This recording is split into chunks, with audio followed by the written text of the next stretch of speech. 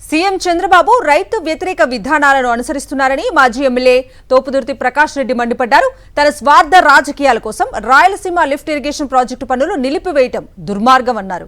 Polavaram diversion quota నుంచి 45 టీఎంసీల నీటిని హంద్రీనీవా, గాలేరు, నగరి ప్రాజెక్టులకు తరలించాలని డిమాండ్ చేశారు.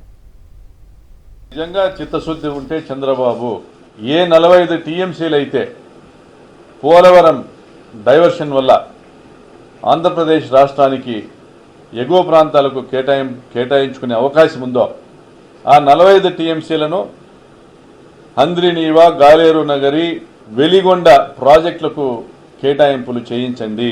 దీనికి డబ్బు ఖర్చేమీ కాదు. అవకాశం ఉంది. మీకు చిత్తశుద్ధి ఉంటే రాజశేఖర రెడ్డి గారు చేపట్టినటువంటి ప్రాజెక్టులు పూర్తి చేయాలనేటువంటి చిత్తశుద్ధి ఉంటే,